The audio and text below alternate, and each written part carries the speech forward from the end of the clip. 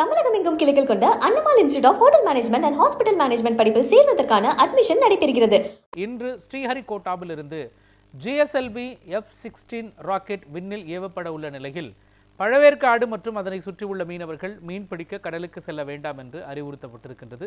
இது குறித்த கூடுதல் விவரங்களை நமது செய்தியாளர் தமிழன் வழங்கி கேட்கலாம். தமிழன், ராக்கெட் விண்ணில் ஏவப்பட இருக்கிற சூழலில் தற்பொழுது இன்று பழவேற்காடு பகுதி மீனவர்கள் கடலுக்கு செல்ல வேண்டாம் அப்படின்னு சொல்லியிருக்காங்களே, இதுக்கு காரணம் என்ன? இது குறித்து மீனவர்கள் சொல்வது என்ன? இஸ்ரோ தரப்பில் சொல்வது என்ன? சொல்லுங்க மோகன். குறிப்பாக பார்க்கலாம், ஆந்திரா மாநிலம் ஸ்ரீஹரிகோட்டா விண்வெளி ஆய்வகத்தில் இருந்து இன்று GSLV F-16 நிஷார் விண்கலம் விண்ணில் செலுத்தப்பட உள்ளதாக இதற்கான ஆயத்த பணிகள் விஞ்ஞானிகள் தீவிரமாக ஈடுபட்டு வருகின்றனர்.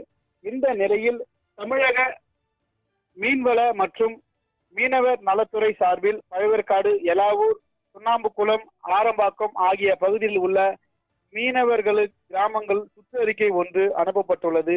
அதில் இன்று ஸ்ரீஹரிகோட்டா விண்கலத்தில் ஆய்வகத்தில் இருந்து ராக்கெட் ஏவப்பட உள்ளதால் மேற்கொண்ட பகுதிகளை சேர்ந்த மீனவர்கள் யாரும் இன்றைய தினம், அதுவும் குறிப்பாக பார்க்கலாம், பாதுகாப்பு கருதி மீனவர்கள் மீன் பிடிக்க தொழிலுக்காக கடலுக்கு செல்ல வேண்டாம் எனவும் மறு அறிவிப்பு வரும் வரை இந்த உத்தரவு அமலில் இருக்கும் என தெரிவித்துள்ளது. தமிழக மீன்வள மற்றும் மீன்வள நலத்துறை உதவி இயக்குனர் சசிகலா, தடை மீறினால் கடலுக்கு செல்லப்படும் படகுகளை பறிமுதல் செய்யப்படும் எனவும் எச்சரிக்கையானது விடுக்கப்பட்டுள்ளது. மோகன், விவரங்களை, காட்சிகளை வழங்கியதற்கு நன்றி தமிழன்.